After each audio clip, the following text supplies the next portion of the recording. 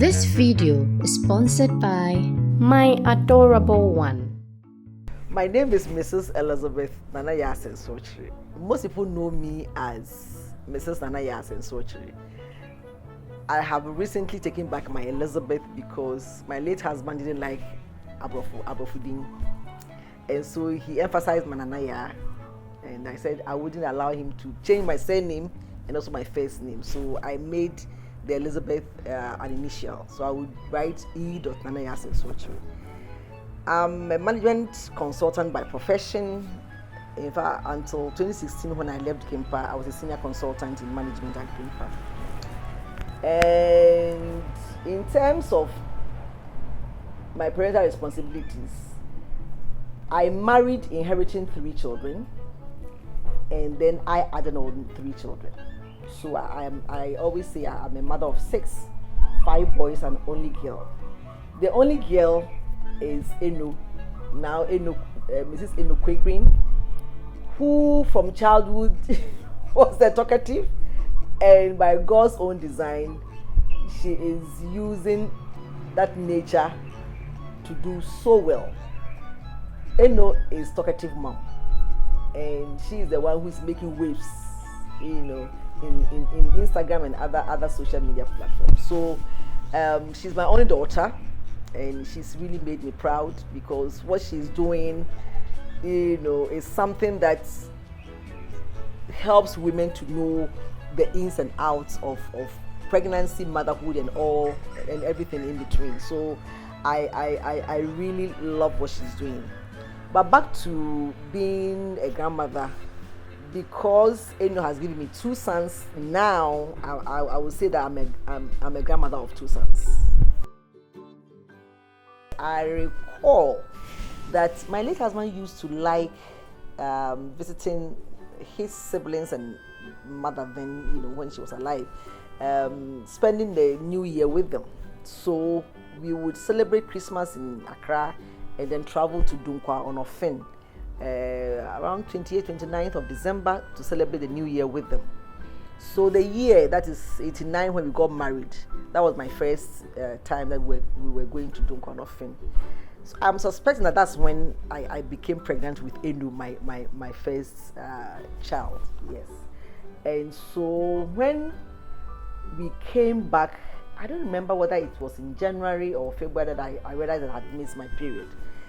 Then I said, okay, let me go and do a test. In those days, we didn't have these instant tests and all that. You had to actually go to the lab with your urine and all that to do the tests.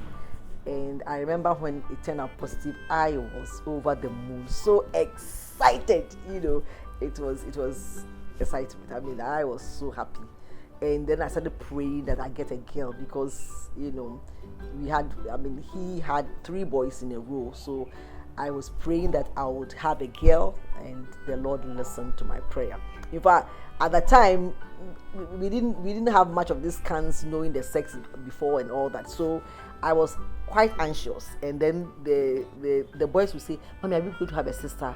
At some point, I had to sit them down and tell them that if you get a sister who will grow up to become a prostitute, a thief, and all that, would you be happy? So, no, we don't want that. I said, God will give you what is good for you. So if God knows that the sister will give you problems, He will not give you a sister, He will give you a brother, and you'll be 4 boys. You'll be able to, have 2 on each side and play games and all that. But if the girl is going to be sweet, going to be a blessing, to you, then the Lord will give you a sister. Because I wasn't too sure. I didn't want them to feel disappointed when it turns out something else. So that's how I got it. And then by God's grace, this baby came, and it was a girl. And we're all so excited. We had antenatal visits. I wouldn't call them class. It was a visit. I mean, you go for checkup. So you go, they will feel the heartbeat of the fetus and all that. They will advise you what to eat and all that. But for me, I had invested in reading materials. So I bought books. I bought books for pregnancy. I bought books for the baby. So I remember one book, that's among the books that I bought was What to Expect When You Are Expecting. In fact, I think somebody lent it from me. Borrowed it from me and never returned it. But it was such a good book. So that's where I learned so much. If I even it was at natal, they didn't teach us about exercising, in pregnancy. But I learned how to exercise through that book. The pelvic floor exercise and all that. That's how and even the breathing exercises for when contractions set in and all that. I learned everything from the book. It was so good. That's where I had my materials from. In fact, I would actually buy pounds and order books from the UK. My husband was like, hey, what kind of pregnancy is this that you are spending so much? But I was so excited, and I would do anything to make sure that everything went well. So that's me. And if you talk about how things were and now, these your disposable diapers were not known. We had the terry cloth, the pins, or side and side. We started with the front only. Then we learned the side and side. So there was an improvement. We started with the T. You fold it and you pin it here. You put your hand so that you don't prick the baby with the pin. And then we learned the other one, going on, we learned it on the side and side. It was a beautiful thing. If you were walking and you saw, a drying line with a lot of white terry cloth, you knew that there was, a mother in this house. It was such a beautiful, but will be tight to you. If you gave birth during the rainy season, you'll be in trouble. All your napkins will not dry, and then before you know, you are using cloth. Or buy more, we call them napkins, more napkins. It wasn't easy, but it was a joy. We didn't mind washing poops in water and throwing out. We didn't mind at all, nothing much. It was a joy to be a mother, so we didn't care about some of these things. But you people with all your disposables, it's a different ball game. My last baby, that at that time, disposable diapers were coming in vogue, kind of. So I'll buy just one pack. I use it only when I'm going out, just to flex. So like when I'm changing outside, I will use one time. So maybe a bag of one pack, I'll use it for a whole month or so, because I will use it only when I'm outside, maybe at church and he's sold, and then I'll change him and that kind of thing. Or we go to hospital. But it wasn't the routine. I have very healthy pregnancy. I'm at my best when I'm pregnant, but I don't get nauseous. I eat anything and everything, and I eat a lot. My first pregnancy was such a period. I was working in an office at Cantonments, and the office car would come for me around 6:30.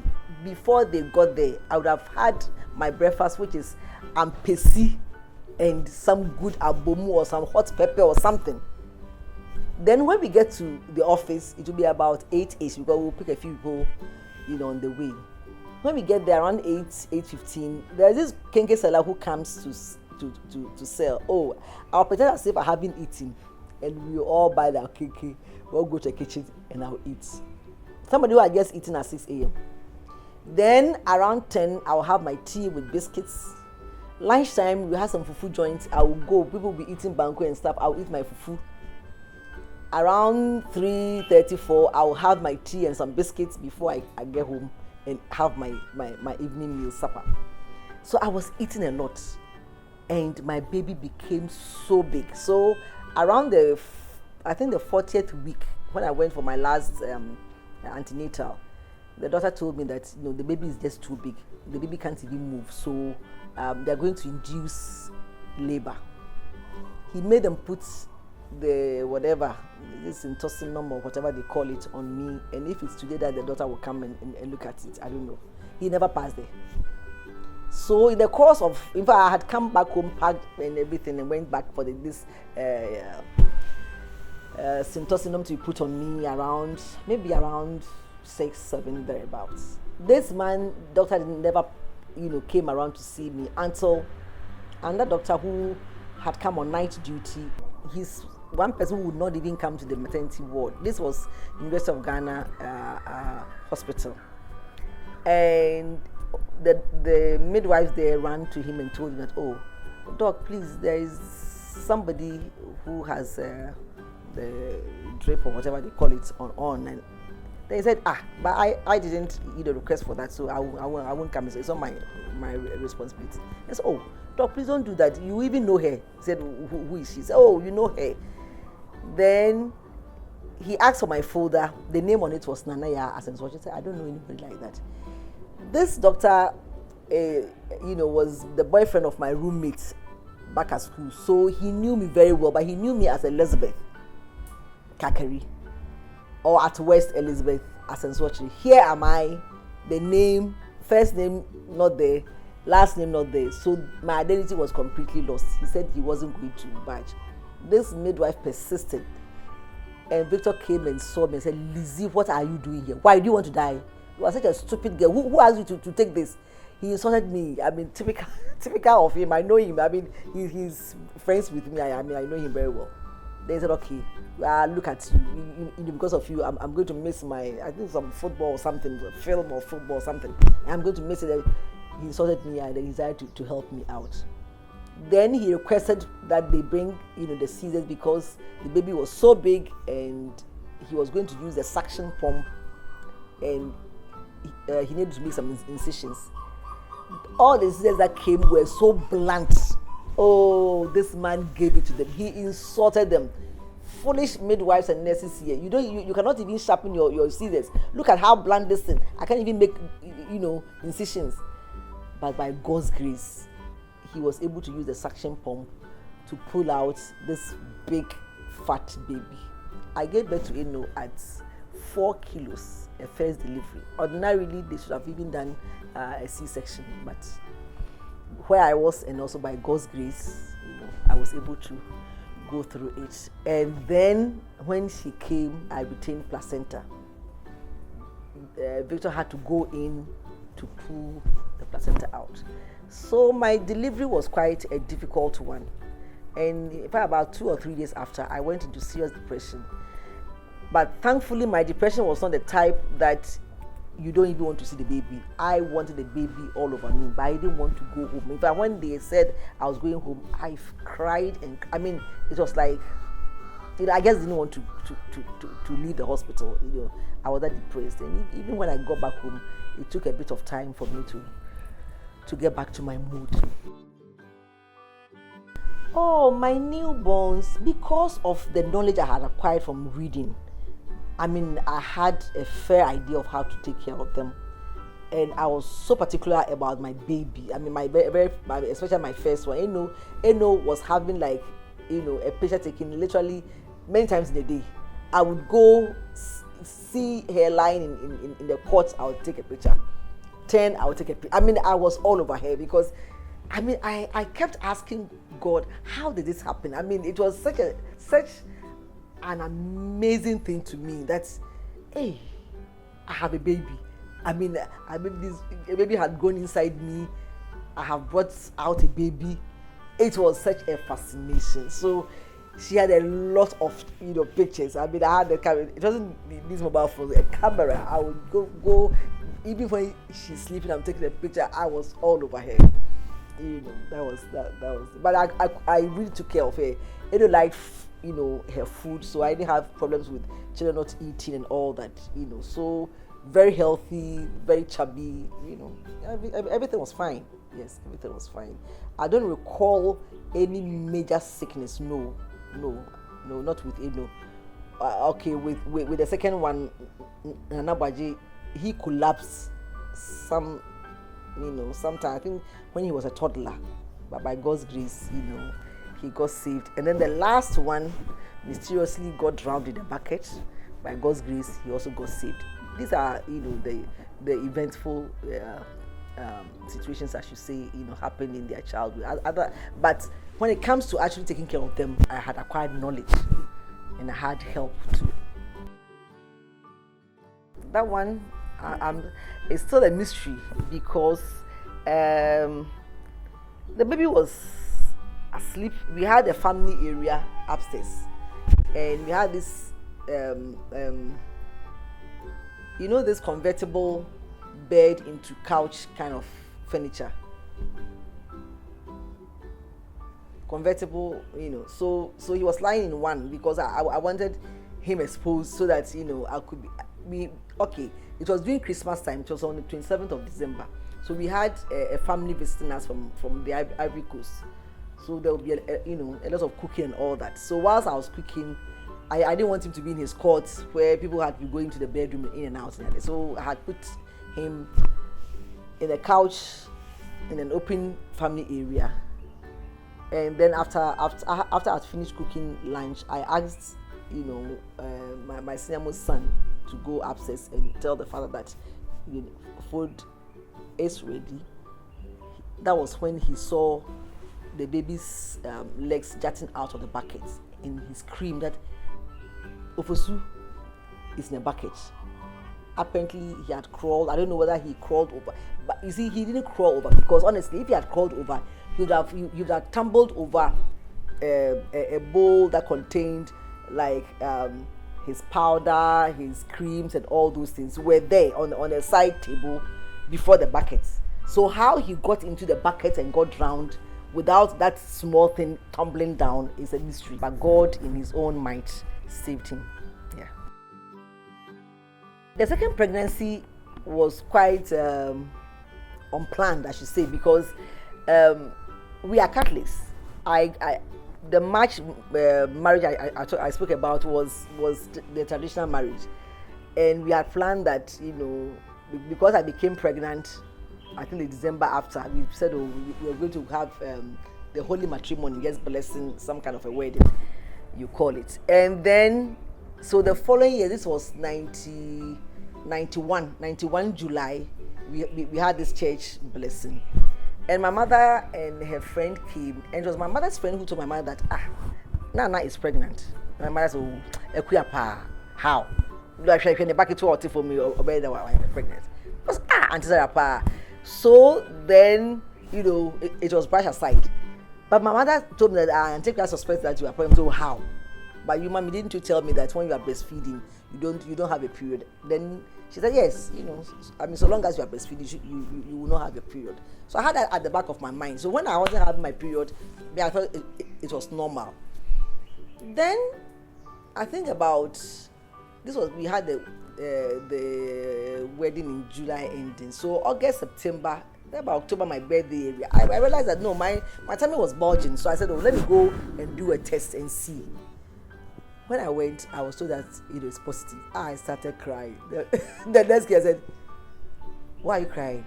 And I said, the result is positive. I said, yeah. Are you not a married woman? Are you not wearing a ring? I said, yes. So why are you crying? I said, my baby is small. It's a foolish girl. People are looking for babies. God has given you a baby and you are crying. Get up and go and take good care of yourself and your baby. So I came back and gave it to her. Hey, you are the more matured one. You have married before, so you should have known better.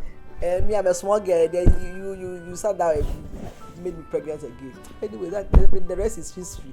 So that's how come between Eno and Anabuaji, they are a year and 3 months. Yeah, so it was unplanned. So therefore, when I gave birth to the Anabuaji, I decided that I'm going to protect myself because this man is not going to help me. I'm going to protect myself. I spoke with my doctor. I changed from University of Ghana because of the experience I had and went to a private hospital at Adabraka. And then he advised that I take what then was called injectable or whatever. So he gave me a shot. We are supposed to take it every 3 months. He gave me one shot. I went the second shot. On my 6-week appointment when I went, that was when I had the first shot. Then 3 months after, I had the second. The third shot was 3 months after. Then I realized that I think that after the fourth shot, I realized that my knees were so stiff. I could not even bend my knees. Then thereafter, this is a year after winning my son, I still was not having my period. I never had my period for 4 years when I realized that I was pregnant again. So that's how bad this contraception was to me, So that was it. And then I had the third one for Sudapa. That was it. And then if I after that one, I resorted to some traditional birth contraceptive that you applied it to your navel, and it worked for me. Dr. Noah Messi, yes, had this thing that you apply to your navel after some days after your menstrual period, and it worked for me. So that's what I used for. So I had serious fibroids and I had to do hysterectomy. Oh, at time we didn't know of these milestones much, but at some point, they would turn over and all. So I mean, I was, especially with my first pregnancy, I was watching for that. When Eno came, I would watch for when she was able to roll over on the bed. I watched when she was able to hold up her head. I watched when she started sitting straight and also crawling. But Eno was so big and fat that her crawling was something else. And as for walking, I literally had to beg, because this girl was so heavy that she would roll like this, roll like that. I said, hey, would you walk? My tummy was getting bigger and bigger. So at some point, I stopped going for weighing, because it was such an embarrassment to me. You have this baby who is not walking, and you are so heavily pregnant. So as soon as I finished the immunization, I stopped going for weighing. Oh, there was this social welfare woman that we attend church with. She would send messages through my husband when he goes to church. I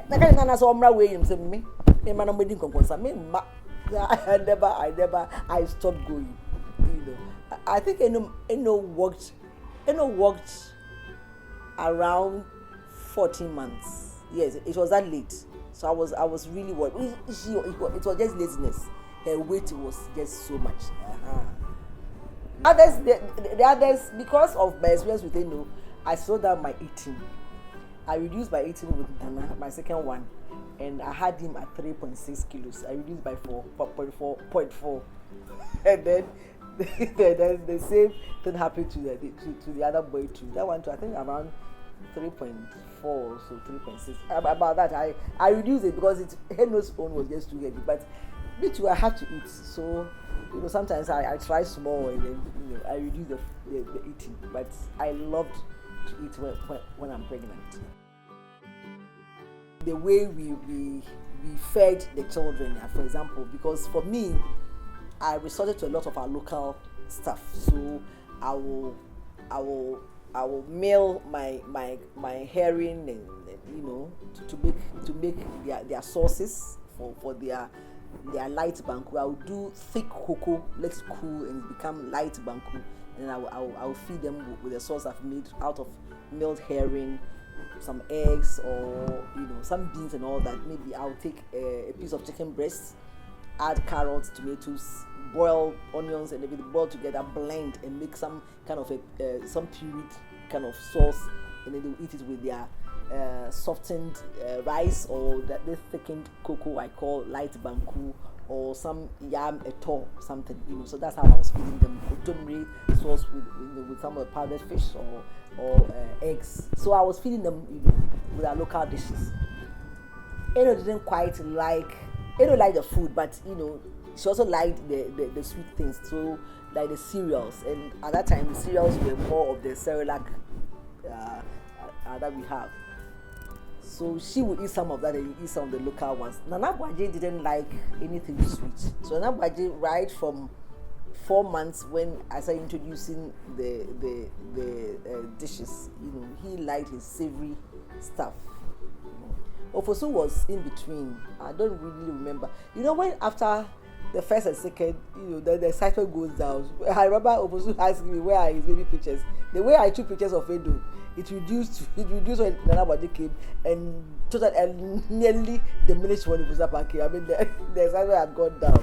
So I'm just wondering how our mothers were able to give birth to so many. Anyway, but that's the deal. So he didn't have many of the pictures and the excitement as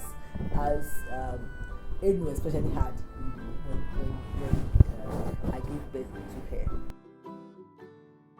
very, very, very exciting. I mean, it is always a joy to have them around, and they, I don't see them the way I saw my children when I was bringing them up. I mean, the way I was treating my children totally different from the way I'm treating them, because the way I would spank you when you did the wrong thing, these ones I can't see myself doing that, even though I would do it, but not in the way I would do it to my to my children when they were small. And we tend to spoil them. I mean, for example, sometimes they can eat about three eggs each. Who cares? I know they're active. They can jump around and get all those things off their system. So I don't care. I will give about 3 eggs. Mom, egg. Then I'll give it to him. Mom, egg. They call me mom because Eno calls me mom. So they cannot even say the grandma. They are just 2 plus and 1 plus. Eno too copied me. Eno did almost like I did. So.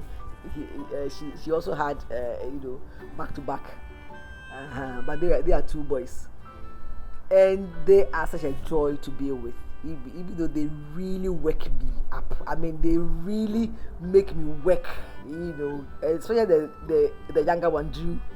Hey, Drew is such a hard nut to crack, but it's a joy. It's a joy to have them around.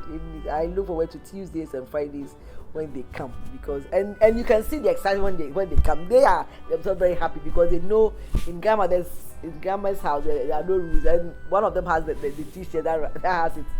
There are no rules in Grandma's house.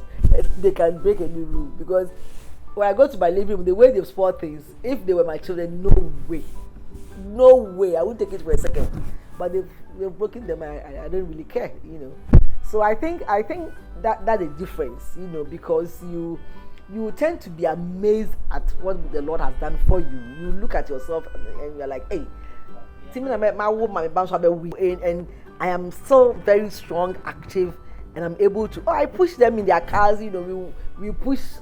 We have the cars running. I bend down and push them all around. Such a joy, and I cannot thank God enough. It's something that I really, really thank God for. I really thank God for. And it's better no crepe because hey, now you walk from here to go and eat 3 eggs as a child. I'd be like, oh mommy direct off amount. Me anyway, our time was different, but there's no way my mother in our time even 1 egg na second as of course I didn't do that to my children. My children had a whole egg to eat, but there's no way I would give. Then at that time 2 eggs, but these are I'm doing 3 to my grandchildren. I think I can even do 4 if they push me hard, because there is that kind of relaxation of rules, when they become your grandchildren. And that's how come we have that saying that grandparents spoil the grandchildren. It's a joy. It's the overexcitement that we have towards them. That makes us maybe behave that way towards them. No, Eno allowed me. Eno trusts me, that I will be able to handle the babies well for her. So I didn't have any issues with the way I gave them their bath. And but the only thing that if I was also hesitant myself, because with the new developments going on, if I wanted to use the bentua on the first one. The only thing that stopped me was the fact that at the time I needed to use it, the herb I needed for it was out of season. It was in dry season. I went to Legon where we used to live, because we had some bushes between that side and Gimpa, and that was where I was getting the herbs for it's something to do with their stomach. That particular herb I was very confident, and I felt very confident in using it, but incidentally, the season did not allow me to find the herb. If I had found it, I would have used it on them. That one, no, they couldn't have stopped me, because I remember, when they are babies and they stretch too much, or when they feel like pooing and they are, it's like they are exerting too much energy. My mother told me and showed me that you could use that herb. And I used it on all three of them, and it worked. So it's not like I'm going to experiment with somebody's child. So I would have used that herb. If I even called the village to find out if they could find it. The name my mother told me, my husband's side, they didn't have the same name, so it was very difficult for me to get a herb. Otherwise, I would have used that. I would have used that herb. But because I didn't find the herb, I didn't use bento on any of them.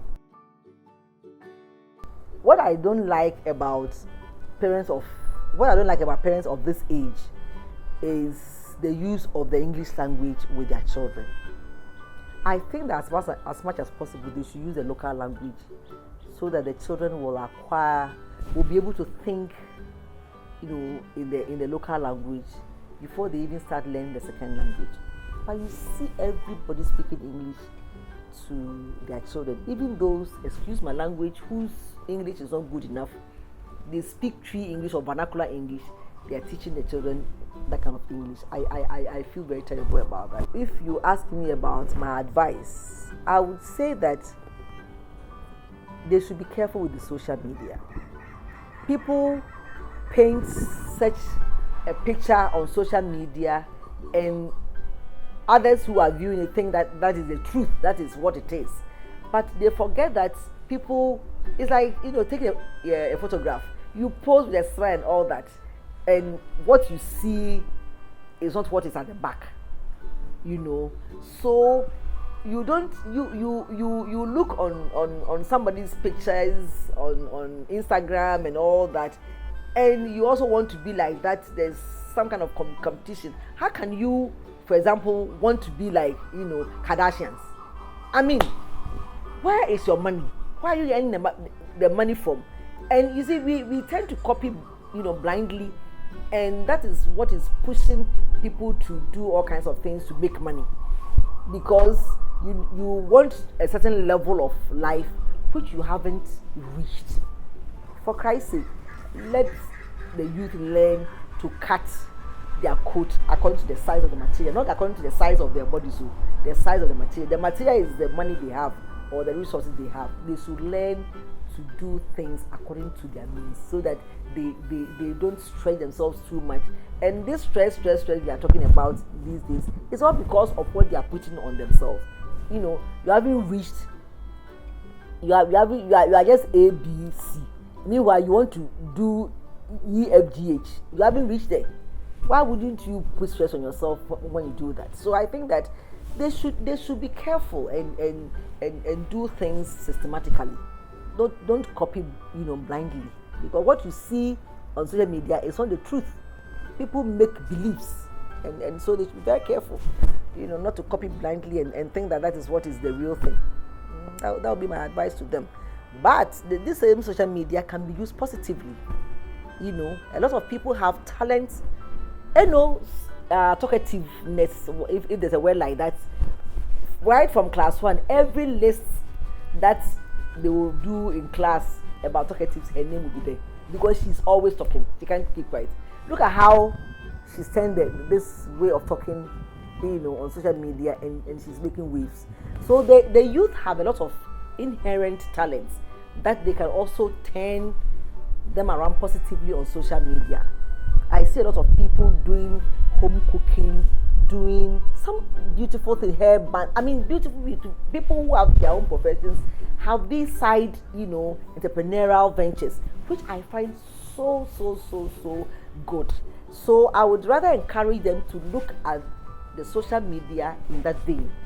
Use your inherent talents, even those things that you were being punished for, like was being punished for being a talkative, has turned it around to do something.